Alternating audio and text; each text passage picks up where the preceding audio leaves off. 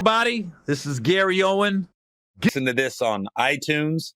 Just search Gary Owen /get some, or check us out under United We Cast. Also on YouTube, you can watch it on YouTube, youtube.com/Gary Owen.com. And that's where you'll get some pictures and videos and visuals if I talk about certain things. As we're recording this, I'm recording this particular episode on my stepdad's birthday. Boom.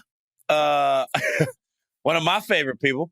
And I'll just start off with a crazy stepdad story since it is his birthday. I remember I did a play probably 10 years ago. And it was one of those, it wasn't a gospel play, but it was one of those plays where we toured the whole country. And it was like, you know, we saw Jesus in the cornbread type deal. I don't know what it was. I can't remember what it was called. But my stepdad and my mom came to the play. And afterwards, you know, I saw him briefly. And then like maybe 2 months later, I went over to the house to hang out. At this point, we were still talking. We was cool somewhat. Everything seemed to be going smooth. It was a smooth day. And then we all went to the grocery store. And my mom took my son and daughter into the grocery store. So it was just me and Rod in my car. And he just goes, "Hey, man, I want to talk to you about something." And I was like, "Well, what's up?" He goes, "When you did that play a couple months ago, man, we was sitting there. And, you know, it was bothering me, man, because in the play, the black dude got with the white girl instead of the black girl. And I heard all these people in the audience going, 'Yeah, fuck that white bitch.' I almost said something, man." He goes, "Because I'm white and I'm proud to be white. But I held my tongue, but I wanted to say something." And I looked at him and I was like, "You've been holding on this for 2 months about some play that's fake, by the way, make believe." But if you do the Chitlin Circuit plays, you got to realize the audience yells out a lot. And keep in mind, when he says the audience was yelling white bitch, no, it was probably one lady yelled it. So he held on that for 2 months. And I remember thinking, God dang, you can't just let shit go. Like 2 months. Oh my God. I was just looking at him. I just shook my head. I don't know what you want me to tell you. So anyways, it's his birthday. It also reminds me how society as we are, as the older I get, you know, I see people celebrating St. Patrick's Day and everybody wears green and it's just a fun day. But what you're really doing is you're giving like props to the Irish is what it is. It's St. Patty's Day, it's honor Irish. And nobody gets offended, nobody gets mad, and nobody feels threatened. And I noticed that it's with the Me Too movement and everything else that's going on, especially with black and white.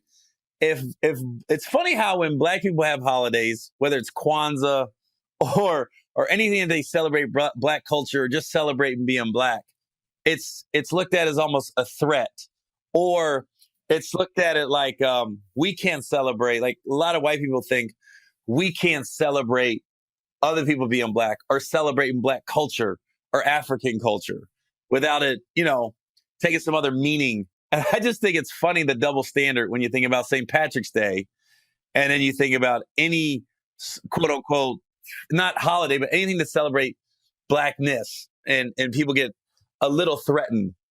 Just like when I would go to the Black Panthers and the Black Panther movie and I saw black people dressing up in dashikis and African garb. I didn't take it as a threat or anything, but I heard some white people talking about it. And I was just like, they're excited. Black people are just excited to have a superhero movie, and they're expressing it in that way.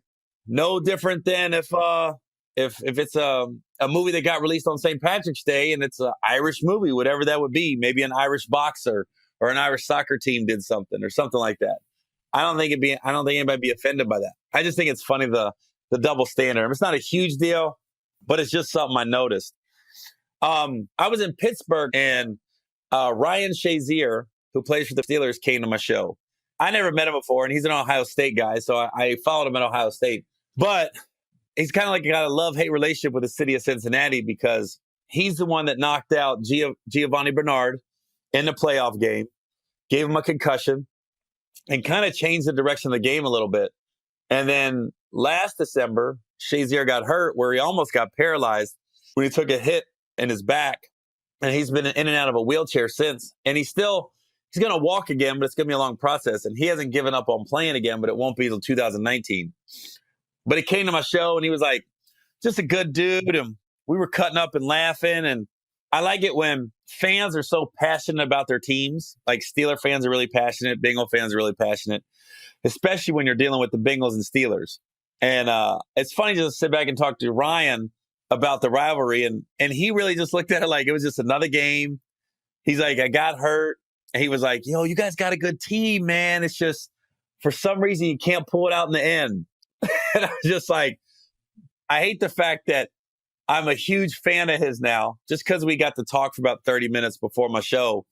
And now I'm rooting for him, but I still can't root for the Steelers. So I told him, I said, I'll root for you when you come back, but I can't root for you when you play the Steelers, man. When you play the Bengals. I just can't do it. And which also leads me to, so Ryan posted a video on his Instagram of him doing some pull-ups. He did like 9 in a row. So I make a comment like, that's it, 9? I just did 20, although I did 10 sets of 2. Therein lies the joke. It's funny how I make the comment and all some people saw was that's it, 9. It's funny when people don't know, like we're cool now. And he even made a comment on his page laughing. And other people was like, hey, asshole, don't you know he's crippled? He could have not walked again. You're scum of the earth. But it's funny because then some people chime in and they're like, you guys are idiots. Don't you know they friends? He's kidding. It's just funny. People get so uptight over nothing, and then they don't really read the whole comment. Read the whole comment. 10 sets of 2. It's just like I did a video on my Instagram where I told people my son is top of his class. And I did this whole minute-long Instagram video where I was like, so proud of him, top of his class 2 years in a row. I just want to let him know I love him, everything. And I went, oh, yeah, my son's homeschooled. So he's always top of his class. People didn't watch the whole video, and they would make comments like, oh, you're such a good dad. Oh, I'm proud of my son, too. He's valedictorian, or my daughter. I'm like, did you not see the whole video? And then other people's like, I'm here just to see the comments of the people that didn't see the whole video. And people really commented like that. And I thought that was hysterical because I'm like, damn, they really, or they don't watch the video. They just read what I wrote. Another thing is, I don't know. I mean, the NFL, I've never seen the trades that are going on like the NFL. Like the Jets just moved up and took the Colts' 3rd pick. And now the Colts moved down to be the 6th pick in the NFL draft. And it clearly means the Jets are going after a quarterback. Now they just got Teddy Bridgewater and they re-signed Josh McCown. So it's going to be the Browns, Giants, and Jets. All 3 are taking quarterbacks. Everyone's saying Sam Darnold. I don't see it with Sam Darnold. I would take Josh Allen with the 1st pick. I got a feeling, just a feeling the Jets are going to go after Baker Mayfield. I don't know why. He had a great pro day. I don't know, man. I think the Jets might go after Baker Mayfield because you really got top 4 quarterbacks. You got Sam Darnold, Josh Allen, Rosen from UCLA, and Baker Mayfield from Oklahoma. So clearly the Colts are going to take the Browns are going to take a quarterback, whether it's 1st or 4th. If I'm the Browns, I don't know. I don't know how you can pass up Saquon Barkley unless they call the Giants and Jets and be like, you guys taking a quarterback, right? Because you don't want to pass up on a talent like that. That's like Reggie Bush, but 40 pounds heavier. But what I don't get is like, it's blowing my mind how the Bengals and Bills have become best friends. Okay, one, the Bills signed A.J. McCarron, free agent, get it, ex-Bengal. Then the Bengals get the left tackle from Buffalo. They make a trade. The Bills got the Bengals' 12th pick, and now the Bengals get the Bills' 21st pick. And the Bengals got the Bills' left tackle, which the Bengals needed dearly. Now, they did another trade. The Bengals got Preston Brown, the linebacker, from the Bills. I'm like, when did we become best friends with them? Ever since Andy Dalton threw that pass to Tyler Boyd, they got the Bills in the playoffs. I'm like, these dudes here, it's like they're boyfriend and girlfriend looking out for each other. I don't think I've ever seen 2 teams collaborate like this. And then I see Jeremy Hill goes to the Patriots, and I'm getting so sick of the Patriots taking ex-Bengals, and then they ball out New England. They got Rex Burkhead last year. Years ago, they got Ocho Cinco. They got Marquise Flowers from the Bengals. Now they got Jeremy Hill. And take it back 12 years ago, they got Corey Dillon, the Bengals tailback, and he actually got a Super Bowl ring with the Patriots.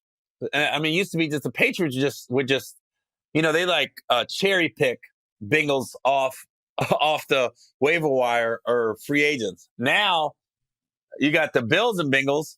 I'm like, I'm not mad at it because the Bengals got two people they really needed. They need another linebacker and they needed a left tackle, and the Bills got what they needed. I'm like, I don't know. Hopefully the trade works out for both teams. Now, on another note, I flew to LA, so I'm at baggage claim, and so I'm sitting there waiting on my bags, and all of a sudden these two dudes come yelling at these other two dudes from like 3 baggage claims away, and I'm like, do they know each other? And clearly they know each other. So I'm thinking it's one of those, the dude's gonna yell, and then he gets up there and they hug and they're kidding. Nah, he gets up there, these two dudes get each other's face. So now there's 4 dudes. 2 dudes was walking by baggage claim and 2 dudes was at baggage claim. Immediately, all 4 of them just start fighting, like throwing blows at baggage claim in LAX. And I'm like, am I seeing this? So then they're fighting. Then they stop and they start talking. And then they go outside of baggage claim and they're right outside the doors and they start fighting again. And I'm like, and then they start talking again. And I'm like, what are they fighting or do they know each other? And the whole time, the cops never show up. I go, where the fuck are the cops? Cops never show up. So now I'm like, my mind's boggled. I'm like, what the fuck? So then I make a post on Instagram about it where I said I saw these 2 dudes had gold fronts, pants sagging. And I went, and they're fighting, they're hip hop wannabes. And I went, oh yeah. And they were white. They weren't black, they were white, even though 2 of the guys had gold fronts. So fast forward 3 days later, I flew from Columbus to LAX. I had a direct. So now I'm on LAX to Columbus because I'm at the Columbus Funny Bone. I see 2 of the dudes at at one of the little convenience stores inside LAX. 2 of the dudes got in a fight are sitting there. The 2 dudes that were on opposite ends of the fight, they're just together, like buying stuff and being polite to people, like, have a nice day. Oh, I appreciate it. You got some water and candy. I go, dude, what the fuck is going on with these people? I never seen nothing like it. I was like, so they get in a fight. 3 days later, they're on my flight back from LAX to Columbus, and they're just BSing like nothing happened. Clear they made up. I'm like, the fuck was that? I was so lost. I was looking at them like, hold on. I just saw you guys in a fight Monday. I land up Monday morning, 9 a.m. into LAX. So they're fighting early in the morning. I'm on the red eye Wednesday night. So it's 2.5 days later. And they're on that flight. And I saw them like I remember the guy who got like some chips and water and they were together. Like, they were buds. And I was like, and I literally called my wife and I was like, you ain't gonna believe this shit. Those 4 guys that got in a fight, 2 of them are at LAX right now. And they're together. Like they were on opposite ends of the fight. Like the greasers and the socials from the outsiders. Just hanging out. I was like, I don't have no friends like that. Once you start throwing, yeah, that changes the friendship tremendously at that point. I don't know. Young people today are amazing because I always say, and I think this is just over the test of time, like you just got to make it to 25 and then things starts to make sense. Like you start to make the right decisions. And if somebody bumps you, you're not going to be like, hey man, don't bump me. You just let it go. Shit rolls off. It reminded me, I had a friend of mine in the Navy and she sent me like 5 pictures on my phone of just old pictures that she found from us in the Navy. And she's married now. And I was with her when she met her husband. Here's how her and her husband met in the Navy. This girl I went to high school with, her and her brother both joined the Navy. Now, her brother was stationed somewhere, and then she was stationed somewhere. So she gets stationed in San Diego. I'm in San Diego. This girl calls me. Her name's Amy. Amy calls like, yeah, I'm in San Diego. So we start hanging out for a couple months because old high school friend and everything. And then her brother calls her and says, hey, I got a buddy of mine. He's getting ready to get stationed in San Diego. Will you show him around when he gets there? So he comes, his first weekend in San Diego, he doesn't know anybody. He comes and hangs out with me and Amy and some other friends. So we all go to a bar. And Immediately he gets a little too drunk and he almost gets in like 3 fights at the bar. And me and my guys aren't like that. The dudes I hung out with, we're trying to tell him, like, dude, we don't do that. We don't do bar fights. We laugh and have a good time. We ain't that dude. So I'm looking at Amy like, yo, what's up with your brother's friend, man? Like he's trying to start. She goes, I don't know, I never hung out with him. So he gets so tanked, and we go back to my apartment, and it's about 3 a.m. So I tell Amy, I'm gonna go down and get your friend. He's passed out in the backseat of my car. So I go downstairs, and I live in an apartment complex in San Diego, and I'm just parked on the street. So he's in the backseat of my car. I said, hey, Brian, his name's Brian. Brian, come on, man, let's go up, man. That's how he goes. He goes, man, he's out of it. He goes, man, fuck you. Man, fuck you. And then he starts laughing. He goes, want to know what? And I go, what, man? He goes, I'm smooth. And then he passed out. That's his last word was, want to know what? I'm smooth. And then he passed out. I come back upstairs and I see Amy. I go, I told the whole story about he's smooth. So we just left him in the car. So I don't know at what point did he come upstairs, but he came up. And what I miss about my Navy days, and I was telling somebody about this, we used to go out and we used to party and get drunk and on the weekends. And it'd be like, on the average weekend, it'd be like 8 to 10 people at me and my roommate's apartment. And the next morning, we'd all be up making eggs and bacon and toast. And I just remember I missed those hungover breakfasts that we're just in there cooking and talking about the night before. And so we're in there all doing that. We're cooking. Here comes Smooth, Brian. He doesn't know what happened. So we're laughing about everything. He ends up being a great guy.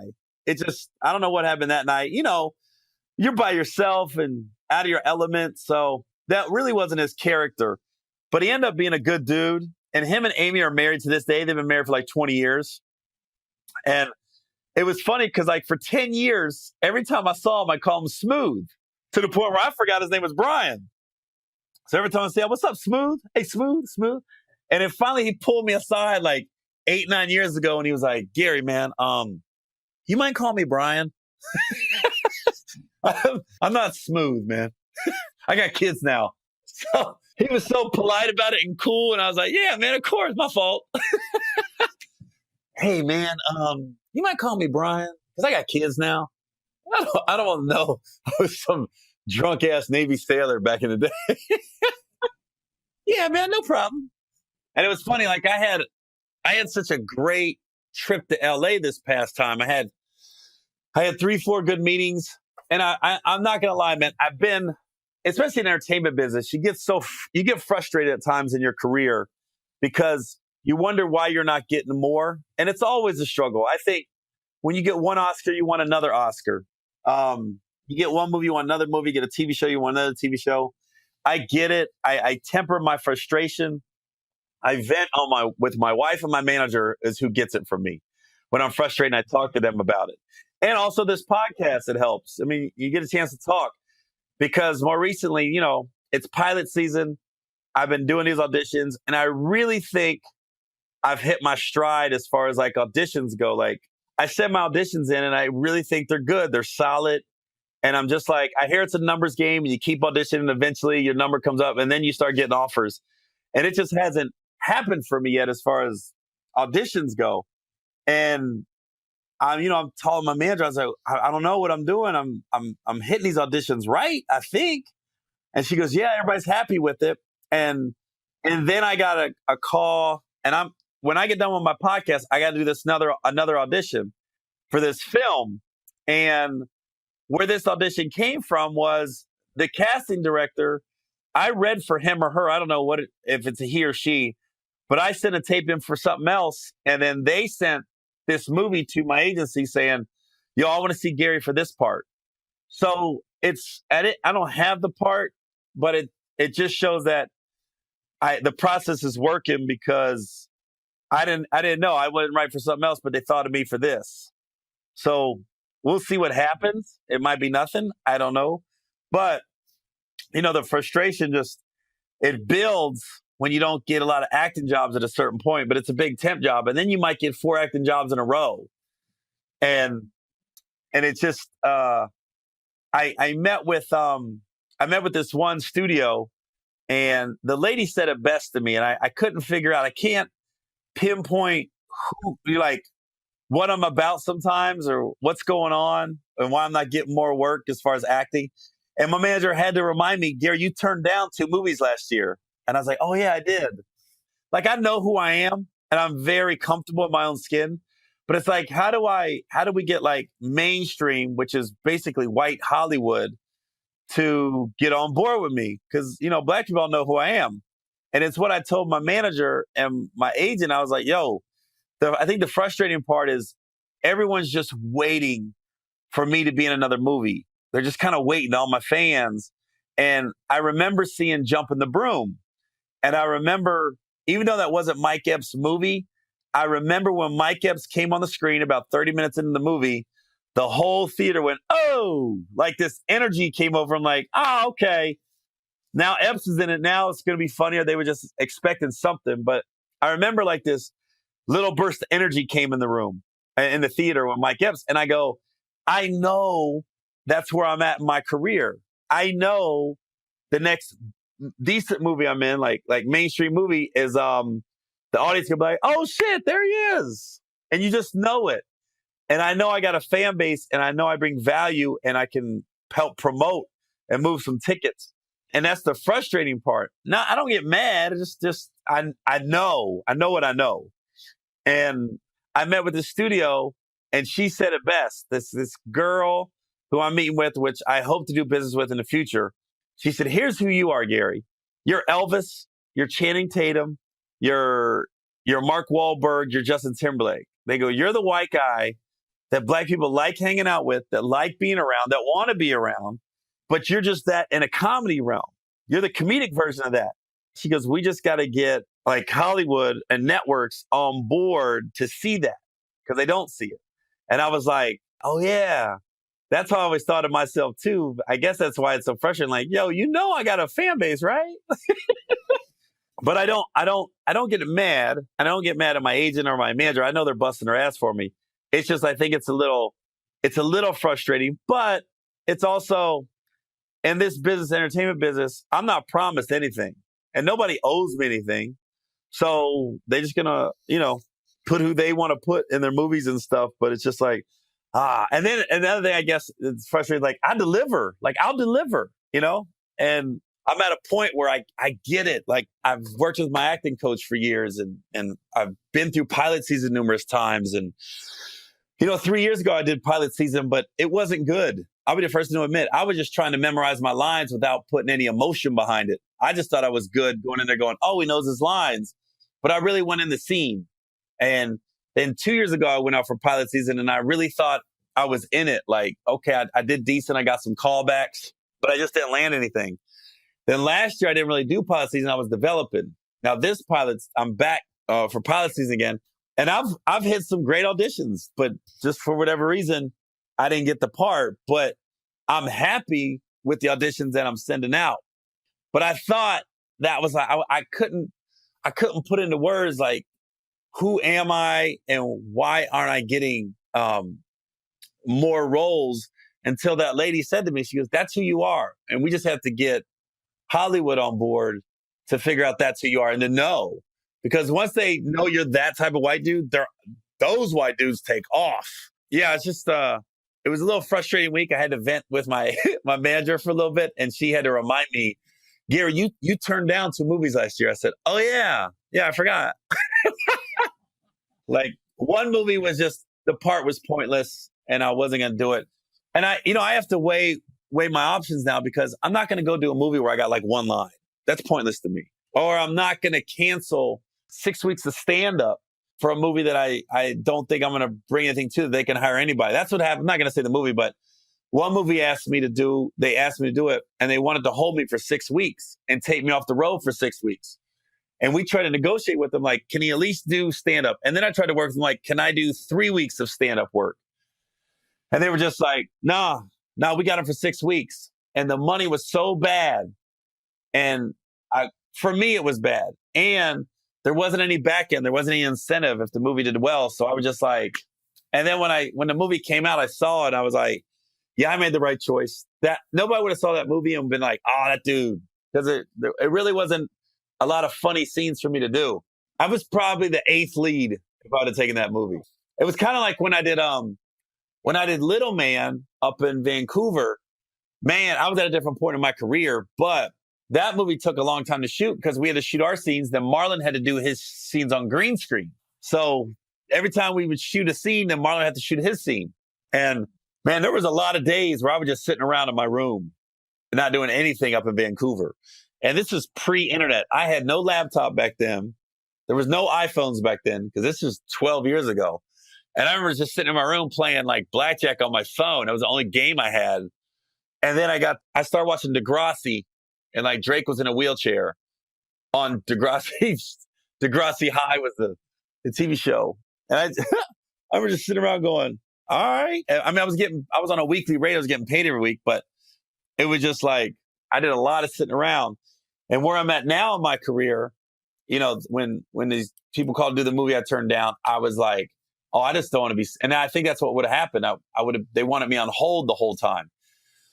Because I remember when we shot Think Like a Man 2, we shot it in Vegas. And I remember every weekend, everybody would go home. Like we get off Friday, everybody would catch a Southwest flight and everybody just go back to LA. Well, I lived in Cincinnati. So I remember one time we got off early on a Friday and I said, oh, I'm just going to go home. So I caught a flight home. Friday night, I get home.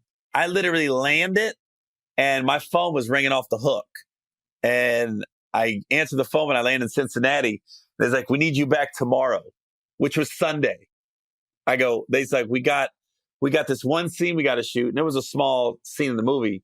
But they go, but we only got the casino and we got these old ladies we need for the scene tomorrow. So I flew all the way home to Cincy, got home Friday night, slept Friday night in my bed. Then Saturday night, I had to fly back to Vegas because I had to be on set Sunday. And it's not the studio's fault. They paid me to be in Vegas. If I left, it's on me during my days off. That can happen. So I never got a chance to go home again when we shot the movie because I was like, I couldn't risk it. Because I was like, man. I basically kissed my wife, got 2 pumps in the back, and that was it. I was like, big, welcome home. Good to see you too. Pump it twice. And I was in and out with the quickness. All right, babe. Holla back. So the next time I do a podcast, I'll be doing it from Hawaii, from my balcony on the beach. So, because I'm always if you go on vacation, part of the vacation is where you stay. Because when I grew up, when my mom said that, I remember one time we drove down to Florida to Cocoa Beach and we stayed with an uncle, and the hotels we stayed at was so shitty on the way down. We stayed at one in Valdosta, Georgia. And I remember there were 6 of us in a hotel room. And I remember thinking, my brother literally slept on my back. Like I laid on the bed. There was no more rooms on the bed. So he just laid down on my back. So I'm laying face down. It was like almost like a bear or a monkey on the back of another big monkey. Cause he was little. I was like, I had to be I was 10. He was 2. And Dallas was like crawled up and just went to sleep on my back because there was no more room in the hotel. So now when I remember growing up though, like we didn't go on a lot of vacations. We went on 2. We went on one when I was 10 and one when I was 15. And I remember every time we went on vacation, we stayed at these shithole hotels. We didn't make like reservations ahead of time. We would just like drive until nobody could drive anymore. And then you pull off to the side of the road and find a hotel. And I thought a nice hotel was when we have HBO and ESPN. I thought those type of hotels, I was like, oh, this is plush. They got cable. They got HBO. And nowadays, I realize it's all about where you stay when you go on vacations. You got to stay at a nice place. I mean, I always tell people, if you're going to go on vacation, just do it right.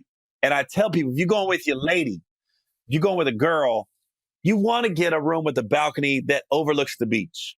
I mean, spend a little extra money on it because it's worth it because that's part of the trip. And it's something about that ocean water in Hawaii and that breeze coming in your room. That shit is like Viagra. I don't know what's in that shit, but my shit be rock in my room. I said, I always told my wife, get ready. Now that's not a hysterectomy, that's me. Because I'm coming hard in Hawaii. And it's like, we never have like, we don't, it's funny when you're in Hawaii, I'm telling too much. So my wife's going to kick my ass if she hears this. But we never do it at night. It's always in the morning. It's like we wake up and just go at it. Because at night, it's funny because if you're in Hawaii, the whole day goes by and you don't realize the sun beats you up a little bit, the sand. And usually we're doing tourist stuff. We're in the car, we're climbing up mountains and seeing waterfalls. When you get back at night, you get a shower, you're done. But then you just pass out because you're tired. And then the next morning you wake up. But I tell people, man, get a room with a balcony by the ocean. I said, leave that open. Leave that damn sliding glass door open and let that ocean breeze come in. It's almost like God breathing on you going, fuck. It's like it breathes. It's like, I want you guys to fuck. I don't know what's up with that Hawaii water. Man, that shit's amazing. That shit will reinvigorate your sex life quick. Fuck. I want you to fuck. That shit's amazing, man. Every time I go to Hawaii, I'm gonna get it in. The biggest upset in the history of the NCAA tournament happened, and it was UMBC. I didn't even know what it stood for. University of Maryland, Baltimore County. What's that tell you about the school?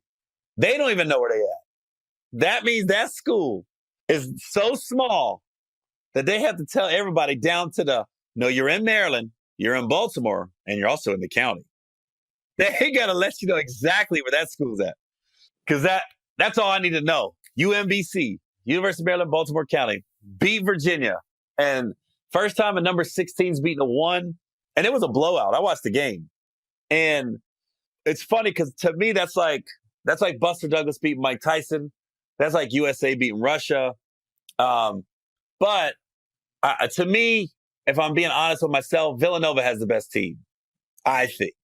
I mean, from top to bottom, they're experienced. They got it. And guard play is big in the NCAA tournament. If you got good guards, they control everything. It ain't about the big guys or the forwards. It's the guard play. That's why I always look when I pick my upsets. Whenever I'm looking like a 5-12 or 4-13, I always look at teams that have like senior guards from those mid-majors. And I'll be like, okay, those guys aren't going to get rattled. They've been through it. And I'm like, look at Loyola Chicago. They got good guards. Whenever the team's upset. I remember a few years ago, like Vermont had they had 10 guys and it was like 8 of them was seniors. And they went to the Sweet 16 and I picked them because I was like, they're all seniors. I was like, they just don't play anybody. But if you get a senior laden squad, I'd be like, okay, say what you want. Kentucky's fine, but you get those guards and they're the junior, senior year, they just control it. And that Brunson from Villanova, he looks like a guy I wouldn't pick at the Y. Like I'd go over him, but God, that guy can ball. But it makes you feel old because I remember his dad playing and his dad didn't see it. I'm like, these kids are, it's funny when you grow up and you look at college kids and they look so old and then you get old, then they look so young.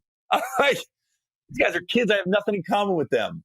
And then you see their dads in the stands and like the dad's your age. I'm like, when the fuck did I get old? When did that happen? It's like when I started doing stand-up, I did more colleges when I first started doing stand-up, and I would get excited when I got a contract from a college. Now, I haven't done a college in like 2 years, and even if I get a college offer, I'm like, fuck. Like, I have nothing to talk about to college kids. Nothing. And I did an interview with Vlad TV. He's asked me about stand-ups being censored and apologizing and for jokes and stuff. I said, look, man, stand-up ain't going anywhere. People go there because that's like the last line of free speech as at comedy clubs. And So that's when people are like, are you scared stand-up's going to go away? Stand-up's never going to go away. And with that, we was talking about apologies. We was talking about like Tracy Morgan had to apologize for a joke he said, and Hannibal Buress did, and I did a couple years ago. And I was like, let me tell you something about apologies and stand-ups. We don't mean it. That's our publicist or PR firm spinning it is all it is. But let me tell you something. Any stand-up that takes the time to come up with a joke, you don't just come up with a joke off the top of your head most time. It's a thought-out bit. So you've thought about it. And then one person, two people take offense and make all the noise. Well, most people don't give a shit. Now you got to apologize. And I'm like, none of us mean it. I guarantee you, Tracy Morgan, he didn't mean his apology. Hannibal Buress didn't mean it. That didn't come from him. That's just the PR firm and his agent saying, yo, we got to spin this and make this go away.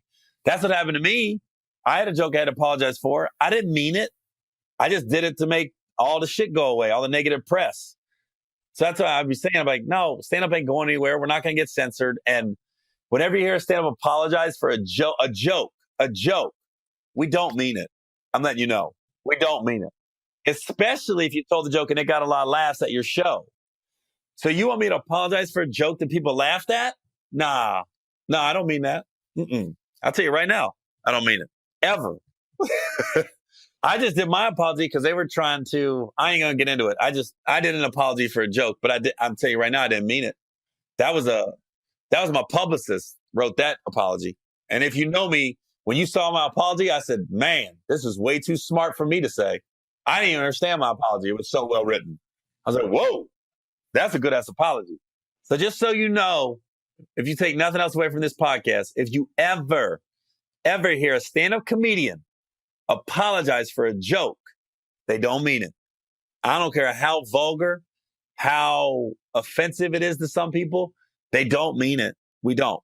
We're there for the laughs. We're there to push the envelope. We're there to make the uncomfortable comfortable. That's what we do. You know, just like I got a joke right now where I talk about I could never jump on a grenade and save people's lives like that if I was in the military. I said, I'm not the type of American hero. And a guy came up to me after my show in Orlando about a month ago, and he had a prosthetic leg. And he just said, hey, man, you don't jump on a grenade, you kick it. This motherfucker lost his leg in war to an IED or a bomb, and he can laugh at it. He can laugh at that shit. And I'm like, that meant so much to me. That's when I said, all right, I can say whatever I want. What's up, everybody? This is Gary Owen. Get some. Oh, Floyd. How's it going, buddy? Floyd Mayweather. Thanks for coming out to the show and showing up on time. Thank you for bringing all of Grand Rapids. Fuck. God, ain't nobody in Grand Rapids right now. Fuck, the cops are just sitting there. Where the fuck everybody go? That's one thing about me, man. See, Floyd knows he can fight. You know? See, I'm in my 30s. I've never been in a fist fight in my life. Like, sometimes I think to myself, man, I might be a bad motherfucker and don't even know it. I tell guys all the time, fellas, you fuck with me, I don't know what's about to go down. It's gonna be a shock to both of us when that fight's over. Knuckle up, bitch. I don't know what's about to happen. I used to hate that shit in high school. It's like, Gary, beat his ass. Shut the fuck up. I don't know if I can. Let's get the principal. Let's get a mediator. Let's talk it out. Hey, what's up, everybody? This is Gary Owen with the Get Some podcast. You can listen to this on iTunes. At iTunes, just search Gary Owen, hashtag Get Some, or search United We Cast. Or you can watch it on YouTube, youtube.com/Gary Owen.com. Had an interesting week last week. I was in New York. I was at a comedy club called Levity Live in West Nyack. And I went on a morning show called The Breakfast Club. And it's probably, I think it's the number one hip hop morning show in the country. And I watch their interviews on YouTube a lot. They go in. They ask people the questions other people don't want to ask. And a lot of people call that trolling. And sometimes I just think, no, that's why they're the number one hip hop show. They ask things and say things other people don't. And they say it to your face outside of saying it behind your back. Because that's what a lot of people say. That's what kills me. You know, everybody be talking behind my back. But people do that because when you say it to people's face, they get mad. So of course you're going to talk behind people's back. Nobody wants to see you get mad. You don't know how you're going to react. But anyways, I went on the Breakfast Club last week, and 3 days before I was supposed to get interviewed, I saw an interview with this young rapper called Tekashi 69. He has so many hip hop beefs with so many rappers. And I watched his interview on the Breakfast Club, and it lasted about an hour. And I really enjoyed the interview because Charlemagne, who's one of the hosts of the Breakfast Club, was really trying to get under 6ix9ine's skin. And this kid was really kind of giving it back to Charlemagne, but it made for great radio and it made for great YouTube content. Watching them go back and forth with neither of them backing down and neither of them making valid point. And both of them making valid points to their argument. It really was a great interview. So then, right when the interview is going to end, Tekashi goes, I'm going to tell you this. This is going to be your highest rated interview ever. It's going to be your most viewed interview on YouTube. Breakfast Club is where Birdman went on and was like, put respect on my name. Put some respect on my name. And what's crazy about when Birdman went on Breakfast Club and did that, I had just seen him the night before because we just did the BET upfronts and we had just announced my TV show. And Birdman was on there because he was on a hip hop producer show on BET. So I had just seen him the night before at the BET upfronts. And then the next morning he was going on the Breakfast Club. And that's when he walked in and went off on him because, like I said, they say things a lot of people think is hating and trolling, but really they're just saying what everybody's talking about. And a lot of people can take that the wrong way. Clearly, I think Birdman did. He's like, man, how dare you say anything bad about me is what he was saying. But that thing got like 14 million views. And Tekashi, to his credit, his interview was on his way to probably getting more than 14 million views when it's all said and done. Birdman's got like a 2-year head start on him. So we'll see if he beats him or not.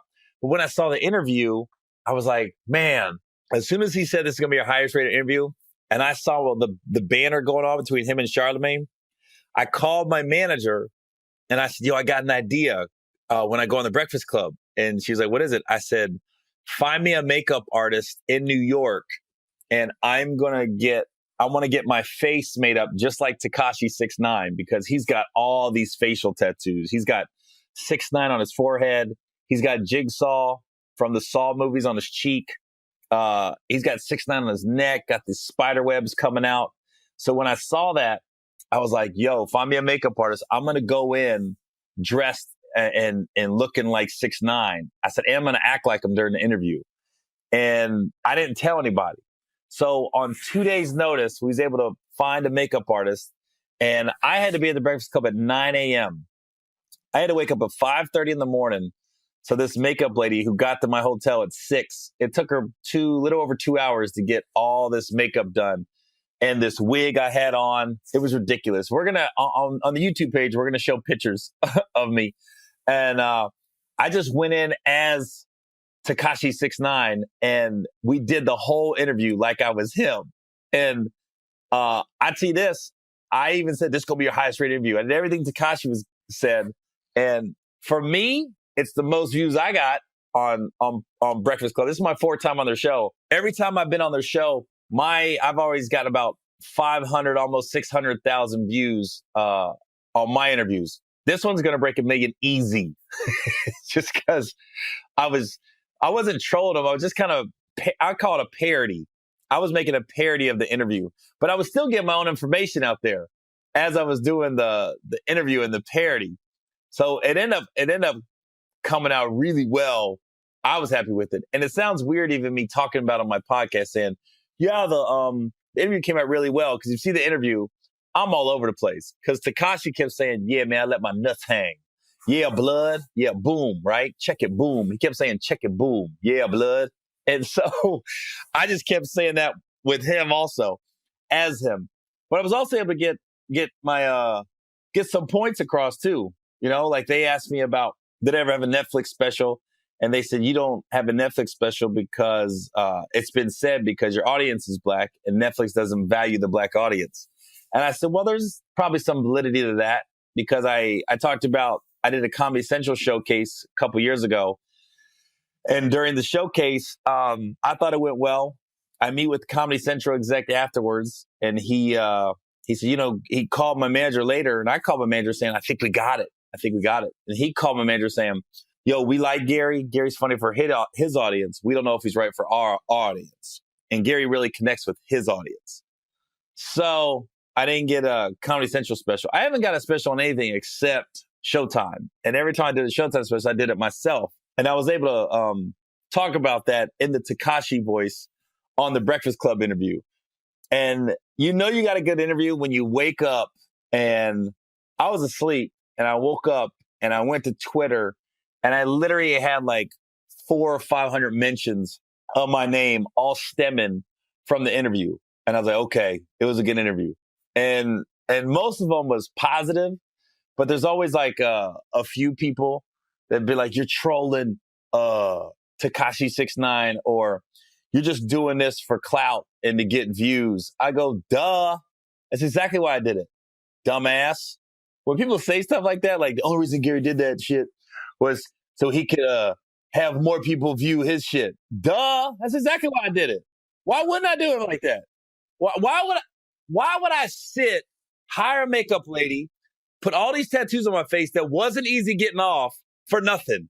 Of course I did it for views.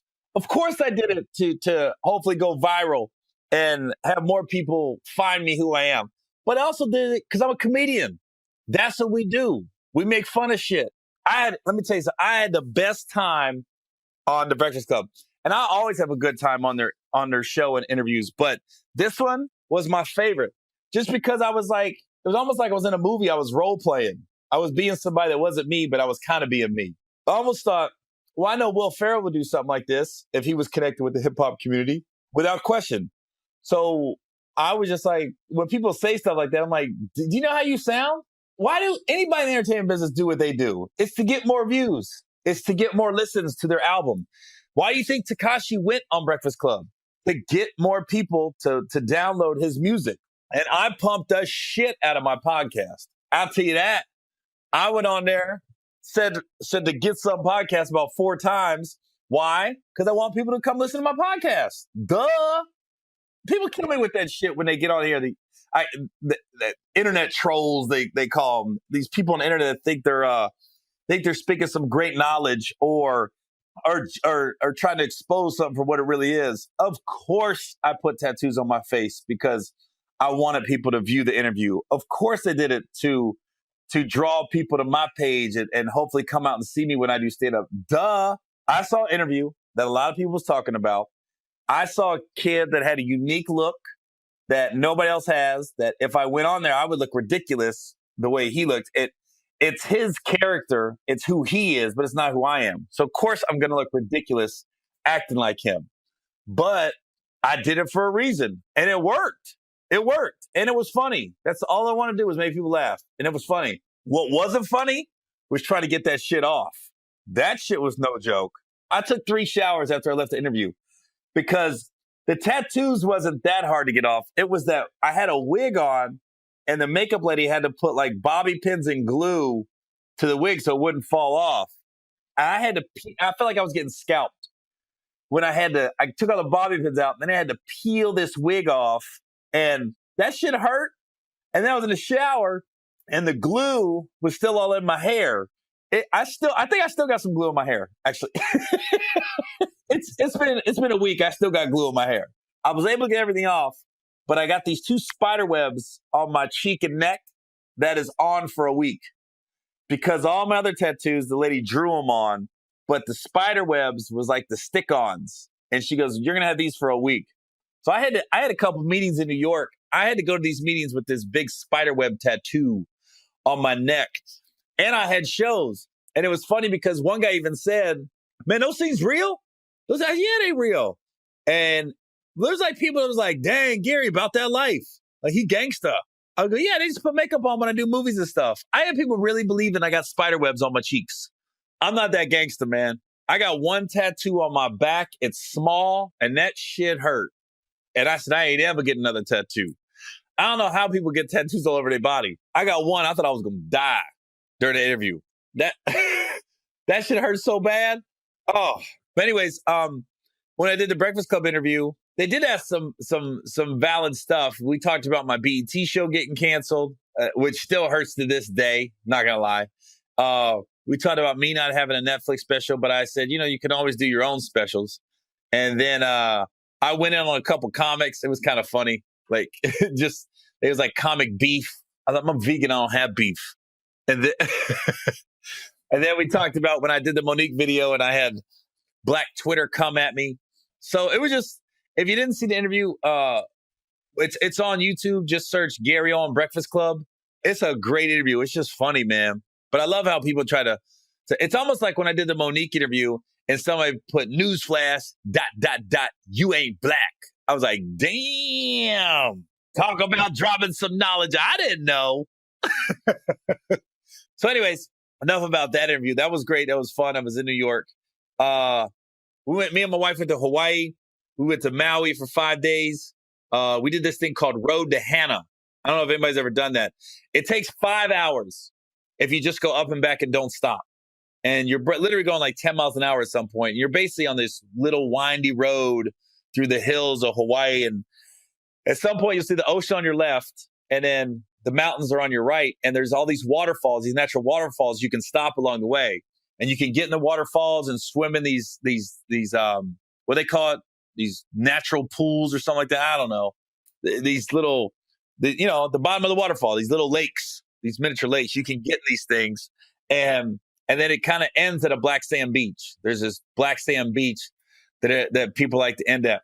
And the black sand beach sounds good. It's great for pictures and but it kind of sucks because black sand is kind of rocky and it doesn't feel like that great on your feet like soft sand does on a normal beach. But it's great for pictures. Wonderful for pictures. So we drove, and they sell banana bread the whole way. All these little fruit stands along the way. They all got banana bread. And they always say they got the best banana bread.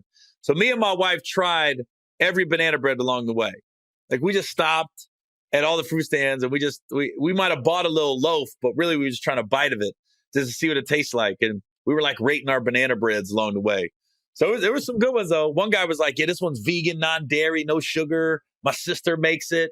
So I like that because it made me feel like I was eating healthy. But when I tell you I killed some banana bread, I ate more banana bread than I ever did in my life. And just when I thought I was sick of it, I unpacked like a little loaf. All the loaves are really small. They're not like a big loaf of bread, like a small loaf. I packed one in my bag and we had a 5-hour layover on the way home. And I was starving. And all of a sudden I looked at my bag and there was that banana bread. And I opened my bag and it looked like Pulp Fiction when they opened up the suitcase and that glow came up and you didn't know what was in that suitcase. I bet you it was banana bread. Because that's how I looked at my bag. I looked at my wife like, oh shit, I got banana bread in my bag.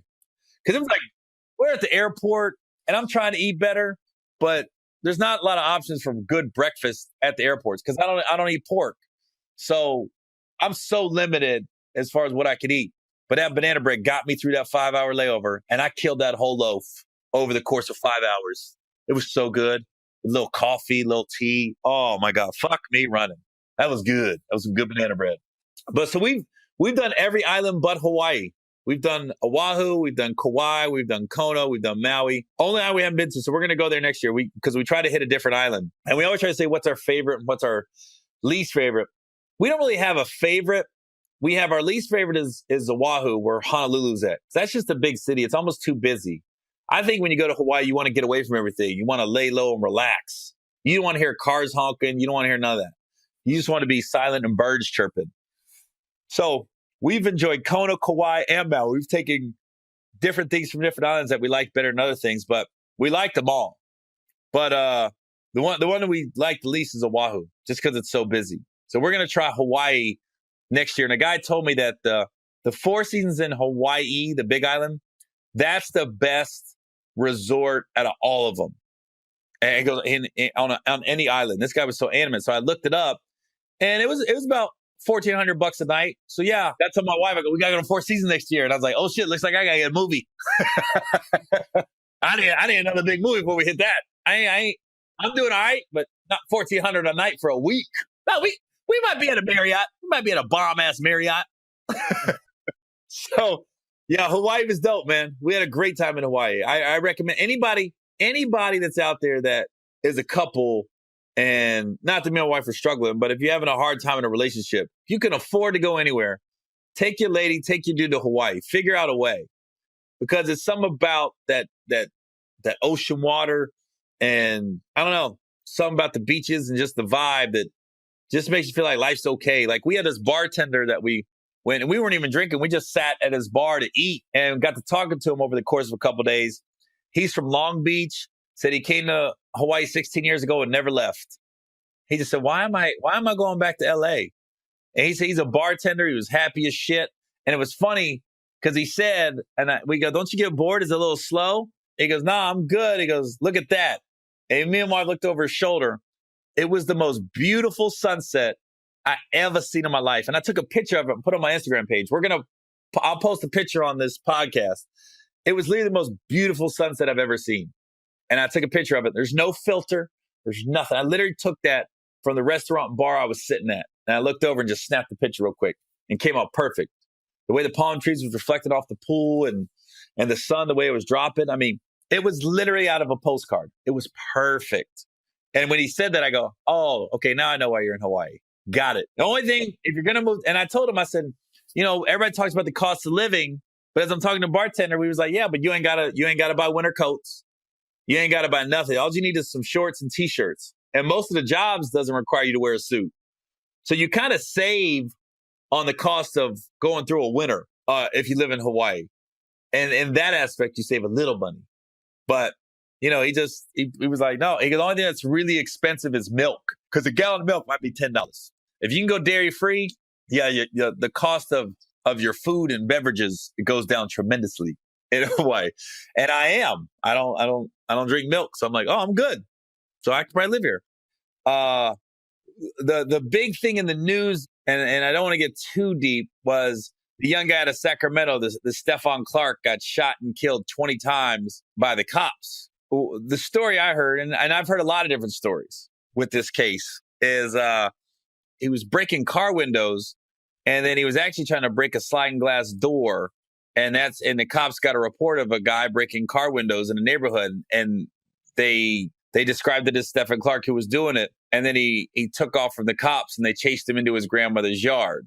And it's funny because I watch Fox News, and then I also watch CNN. I think CNN is kind of even keel. Some news outlets like Fox News is very one way, and then other news outlets are very the other way. So it's hard to find out what the truth is. And I don't know we'll ever find out the truth about this Stephon Clark case. And the problem with when you're unarmed and you're a black male is anytime an unarmed black male gets killed by the cops, they lump it into everybody else's case. They lump it into Eric Garner and Mike Brown and Trayvon Martin, where it's hard to separate all the cases and figure out, was the cops in the right on this one or were they in the wrong? It's hard to give an opinion without people getting upset with your opinion, because when you hear black people talk that are angry, and rightly so, and not just black people, like people in general, they say, how are you able to take a kid that's just shut up a school and take him alive? How are you able to take Dylan Roof, the kid that shot up the Charleston church, and you're able to take him alive? But this black kid that didn't have a gun even when he was committing crimes, how are you not able to take him alive? When a cop yells gun, gun, gun, like they did when the body cams was out, was the cop really scared? Did he really fear for his life like that? And when it just tears your heart out when you see Stephon Clark's grandmother get on TV and, just cries. She lost her grandson. How could she not be? And then when she says, why couldn't they just shoot him in the leg or shoot him in the arm? What a lot of people don't know is, and me being an ex-cop, I have an insight that a lot of people don't. When you pull your gun out, and you never pull your gun out, you never shoot to hurt. You shoot to kill, and you're taught that at the police academy. But at time, there's called an escalation of force, and what that is when you pull your gun out, that's the last ditch effort. That means you've bypassed taser, you've bypassed pepper spray, you've bypassed. I don't even know if they got billy clubs anymore. They got the asp, those things that come out, the steel things. You bypass all that because you're like, I'm fearing for my life. So when you got news outlets saying unarmed black male gets shot in his grandmother's backyard by the cops, it's a very one-sided headline. Because when I first saw it, I'm seeing it as, man, the cops went in this kid's grandmother's yard and killed him. That's what they make it sound like. You got to get the whole story.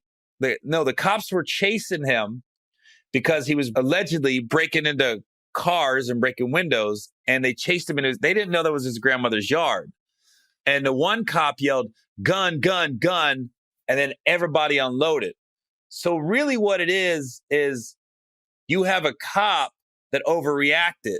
The first cop that yelled gun, gun, gun, he's the one that escalated the entire incident for the other cops to shoot. Because I'm telling you, and anybody will tell you this with common sense, if you have a gun and you hear gun, gun, gun, and then one cop shoots, the other cops are going to follow suit because they're going to be like, oh shit. Because when a gun goes off, you don't know who shot it. So when whoever that's what they got to figure out. Who fired the first shot? What cop fired the first shot? How do you mistake a cell phone for a gun? That's one thing. Because if somebody did have a gun and the cop gets killed, then what do we have? So it's so like it hasn't been released what color cops are. I know my wife is always saying, when she heard this, she's like, it's almost like you hope the cops aren't white because you don't want to make it a black-white thing. It's almost a police brutality versus black male thing.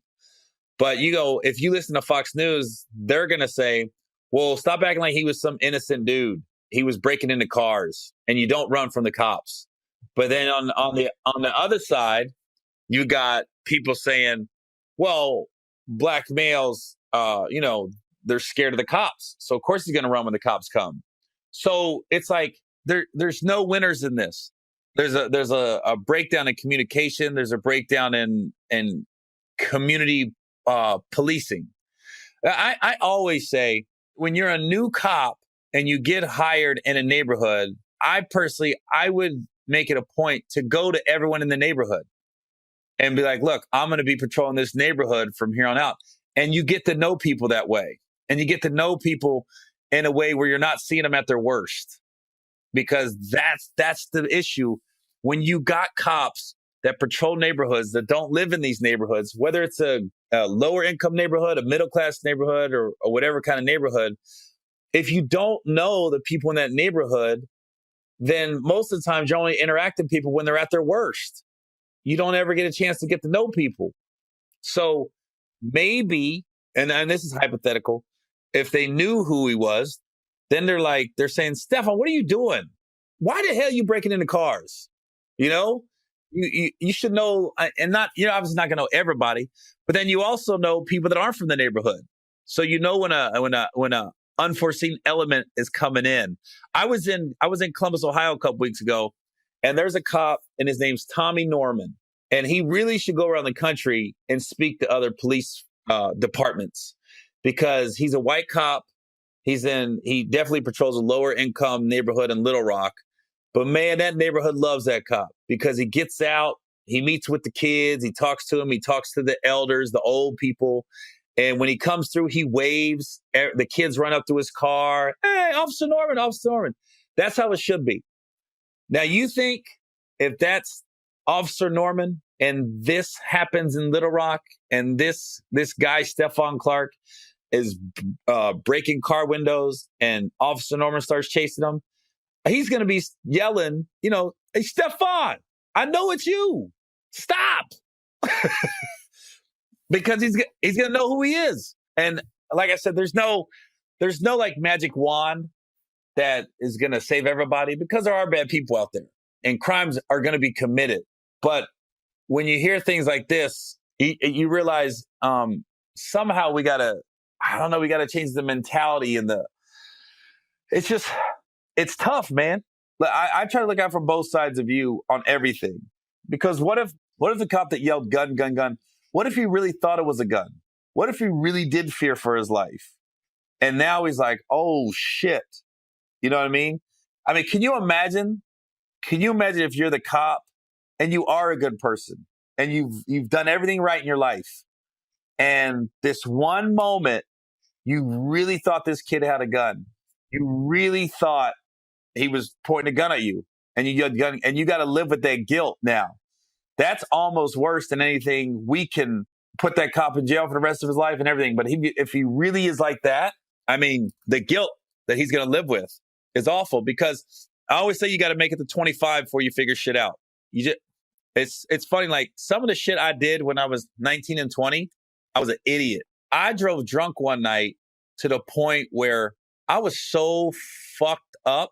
I had no business being on the road. And I went to a night. I was 19 or 20. I was stationed in Washington, D.C.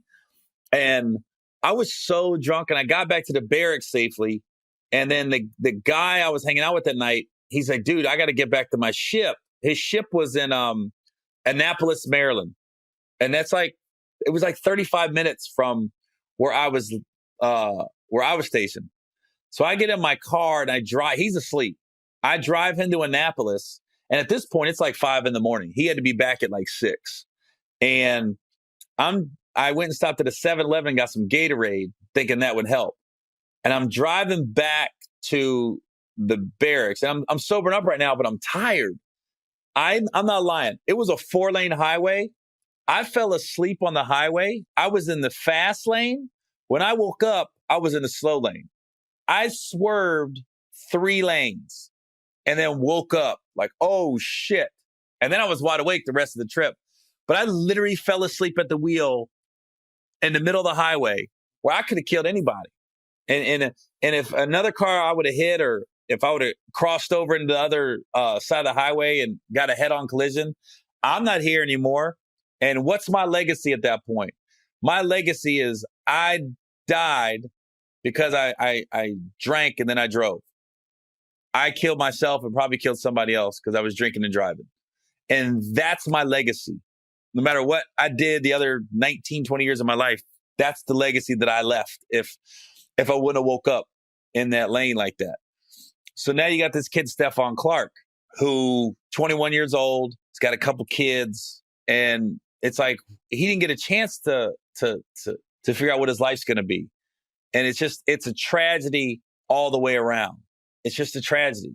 And I don't try to lump every case together, but what I hate is how the media is instead of trying to bring everybody together and figure out how we can fix this, what the media tries to do is immediately, one half tries to make Stephon Clark a criminal, and the other half tries to make the cops just in the wrong automatically.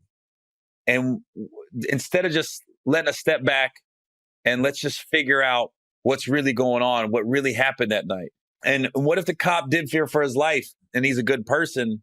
And what if Stephon Clark's grandma's willing to sit down with him and talk to him and hopefully forgive him, and he can apologize and try to figure this out without just all this hate. It's just hate everywhere. Now you got, it's just, I don't like seeing it. I don't like seeing it because me being an ex-cop, I know good cops and I know bad cops. And before I try to rush for judgment, whenever these cases come around, I always try to look at the whole case first before. I don't have any judgment in this right now. I don't have any stake in the game.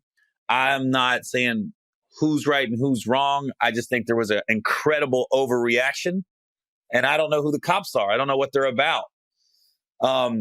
Like when I saw the Eric Gardner case or the Alton Sterling, those cops were wrong and we got it on tape. Like when that guy got choked out in New York for, selling loose leaf cigarettes. Come on, man. That dude jumped on his back to try to prove something. That dude choked him out to try to prove something, to make himself feel better. That was a complete overreaction. That guy was not aggressive. That guy did not come at the cops in any kind of threatening manner. and you choked him out for what? To make yourself feel good? To get a high five?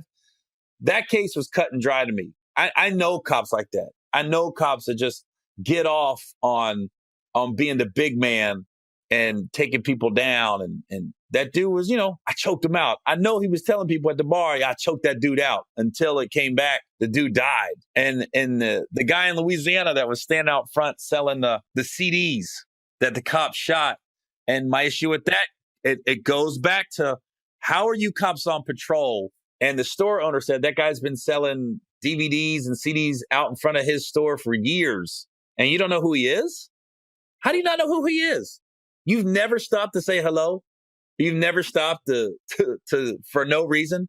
So the only time you saw that dude was to confront him about that. When the store owner said it was okay, like he went in and asked, that one broke my heart, because when that guy's son went up there and started crying and say, I miss my daddy, and I said, oh my God, that one broke my heart. And there was no reason for it. The cops just completely overreacted.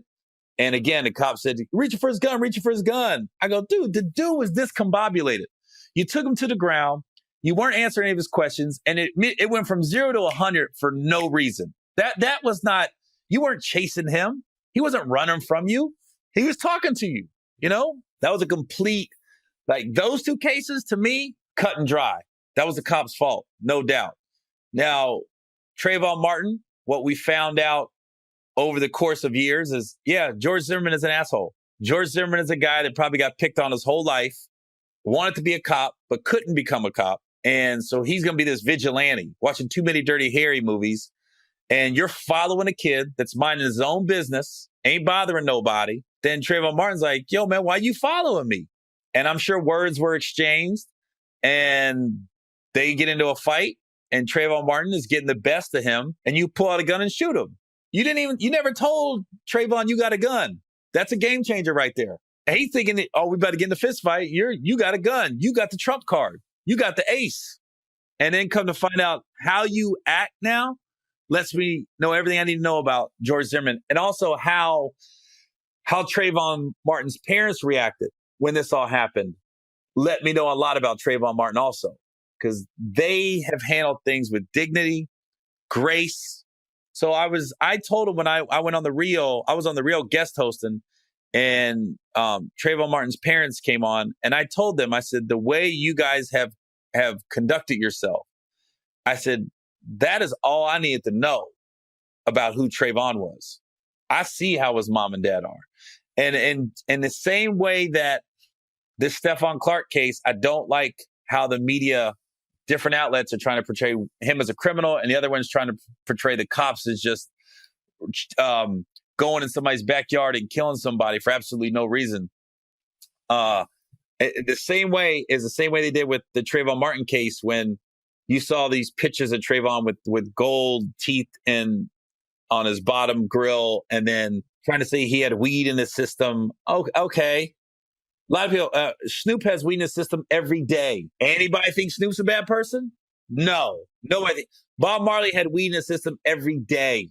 Anybody think Bob Marley's a bad person? No. Stop acting like the kid smoked weed, so he's a bad dude. So I'm curious to see how this is going to all play out with the Stephon Clark case, because in the end, nobody's going to win. There's no winners here. It's unfortunate.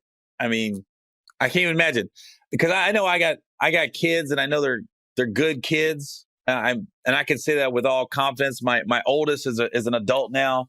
My 17-year-old son and 15-year-old daughter. But they're going to make some bad decisions, like everybody does. And you just hope their bad decision doesn't result in anything that's going to cost them their freedom or cost them their lives. I mean, kids are going to be kids. It's not right to bust people's car windows out, but is it a crime that's worth losing your life over? Because who's to say, if the cops don't kill Stephon Clark, who's to say he doesn't figure things out and ends up being a productive member of society, and can talk about how, dude, I was a dumbass 21-year-old. I was breaking into cars and stuff like that. And in the end, it can end up helping people. You don't know, but it's gonna get ugly, and that's what I don't like seeing. We're We're pitting each other against each other, and I hate seeing that. I hate seeing that. It's almost like when my wife hears of somebody doing a crime, and before they say what color it is, my wife always say, "I hope he ain't black," or "I hope she's not black." When there's like a fight or this dude shot somebody or something happens, my wife always says, "I just hope he's not black," because what she is, she doesn't want that stereotype out there. And she always says, "I know this sounds awful, but when I hear of some crime committed for whatever reason, she just says, I hope he's not black. I hope he's not black." Because there was a case in Cincinnati last year where this black guy, he killed this Asian cop in Cincinnati, and it was an ambush. He called 911, and he said there's a guy with a gun, and the cops pulled up, and he wanted the cops to show up. He wanted to die. He wanted to kill himself, and he wanted to kill himself, so he did it with the help of the cops. So when the cops pulled up, somehow I don't know if he acted like he put his gun down, and then he ended up getting in really a wrestling match with one of the cops, and then he had a gun, and he killed the Asian cop, and then the other cop showed up and killed him. But that's a case where, from what I heard, that the Asian cop, and I think his name was Sonny Kim, and they had this huge like funeral procession for him, as they do when cops die. But by all accounts, the Sonny Kim, the Asian cop, was just a great person. Like, the people in the neighborhood knew him, where he was patrolling and everything else. Like, he was doing everything right. And he got, I don't know, the guy just wanted to kill him. And, it's just, so that's what makes you think, like, what's right and what's wrong. And I always try to not think all cops are bad, because, we need them. I mean, the bottom line is you need cops. You need them to make sure it's not anarchy out here in society. So I don't know. This is going to be interesting to see how this plays out. It's going to be interesting.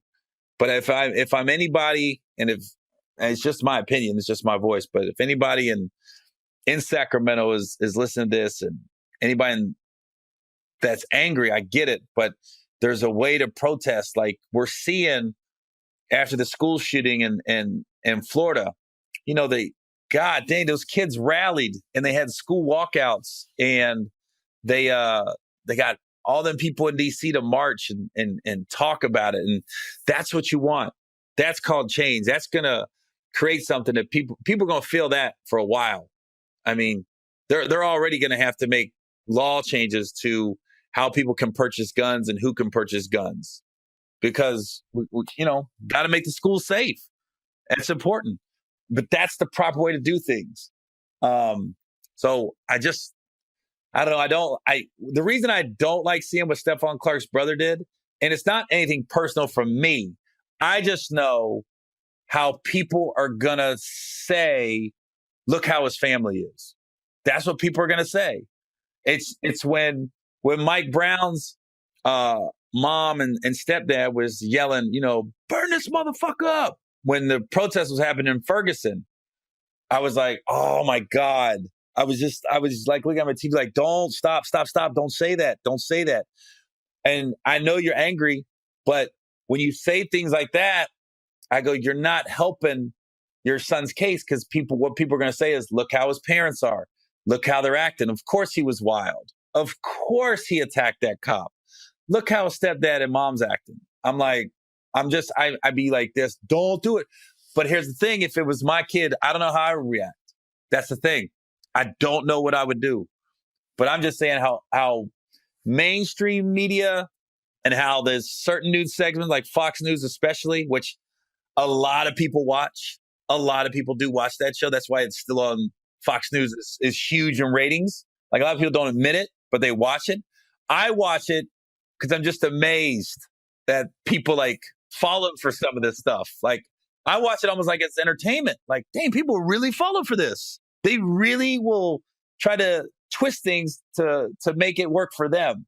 So when I see Stephon Clark's brother, jump up and start cursing out in the middle of like a town hall meeting, and I don't know where he did it at. I just saw it. And like when I saw Mike's brown mom and stepdad, when they were yelling, I was like, I wasn't saying, no, you're wrong. I was not saying they're wrong. What I was saying is no, because I know how Fox News and I know how certain media outlets are going to take that and run with it.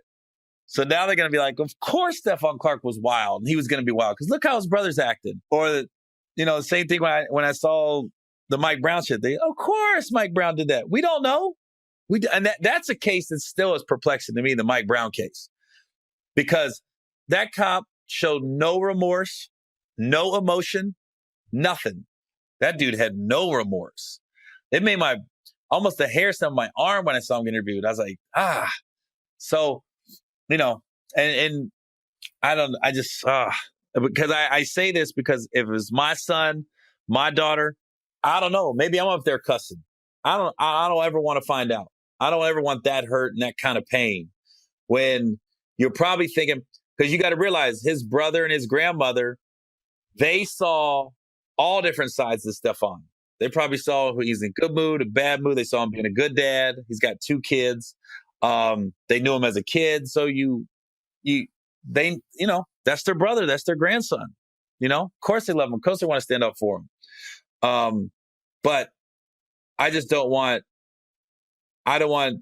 public opinion to sway by an emotional reaction. And like I said, I don't know how I react though. I might be doing the same thing. If that was my kid, I might have been saying burn this city down. If it was my son, who's not to say I'm not up at City Hall cussing and raising hell? I don't know. I don't ever want to find out. So I always try to and it's easy for me to say because I'm over here in my hotel on a laptop talking about it. This shit I don't have the emotions running through me like other people have. So I just don't want anybody to have any more ammunition or any more. I don't want people just to be like, of course Stephon was a wild dude. Look how his brother's acting. I just don't want that to happen. That's all. I want to just know the facts and try to figure this out. That's all. Anyways, I don't want to end on that note. The NFL draft is 3 weeks away. The Bengals done a lot of. They got it. We got to let. I like to say we didn't do anything, but the Bengals got a left tackle. They got Corey Glenn from Buffalo. I don't know what's going on with Buffalo and Cincinnati. They must be sleeping together because they are just switching teams. They got a linebacker, Preston Brown, who's born and bred in Cincinnati. He's a hometown guy. Said his dream was always to play for the Bengals. So he's going to come in here balling out. But the Rams made they made some moves. Boy, they already had a great offense. Now they got some defensive. It just goes to show, like, I love my Bengals. And I remember when we sucked and everybody's like, got to get rid of Marvin Lewis. And I'm like, yeah, but we did suck for a while. Like for 10 years, we were the laughing stock of the league and Marvin got us back to respectability. But then when you see like Philly, you see like LA, they get these, LA got that young coach and guys want to come play for them and change the entire culture. And they got a defensive coordinator, Phillips, that always has good Ds. Guys want to come play for him. It's like, TJ Houshmandzadeh said it best. He goes, a head coach is a head coach, but you're only as good as your coordinators. Your coordinators really are the guys behind the scenes that are dictating everything. As far as like how look at Atlanta. They had Shanahan. The offense was prolific. They was coming down, beating everybody. And then he goes to San Francisco. They bring in Sarkisian, and it was clear Atlanta, it was coaching. They had the same talent on a team. So it was clearly the offensive play call and the offensive coaching that made them dip a little bit this season. And then look at San Francisco. Shanahan came in, and of course, they didn't have a lot of talent on the team like that. But all of a sudden, he started to put it together. They got the quarterback he wanted. That San Francisco played hard every game, and you could tell it was coming. And San Francisco ends strong. Now that's a place people want to go. Is San Francisco. I'm like, dude, you get a coach people want to play for, people want to go there. We'll see what happens this year with the Bengals. I don't know, man. I'm drinking the Kool-Aid. Whoever they pick at 21 in a couple weeks, I'm like, that's the dude. Underrated. Get ready. I knew he was good. I'm lying. I don't know. So anyways, I'm sure I'm going to get some slack from this podcast, but I just try to give I honestly, when I talk about things like that I know is a powder keg, it's people are emotional about it. I just try to give a point of view from both sides. I don't try to say who's right and who's wrong right off the jump. I try to give people a perspective from both sides of the coin. And I mean, that's just how I look at things. I just try to be like, what if that cop was a good person and has done everything right in his life and really feared for his life? He really thought that cell phone was a gun. Just what if? Made a terrible mistake, terrible lack of judgment. And I hope that cop isn't just a guy that was just, one of those guys that got picked on in high school and I'm going to be a cop now and get everybody back. That's what I don't want. In the same aspect, I don't want people to look at Stephon Clark and say, oh, why was you running from the cops and why was you breaking into cars and you're just a thug and a dumbass and your life wasn't going to mean anything. We don't know that. I don't want people to think that either. Maybe when, it just sucks because his life was snuffed out and he was so young because, hopefully he would have figured things out and been okay and been a productive member of society and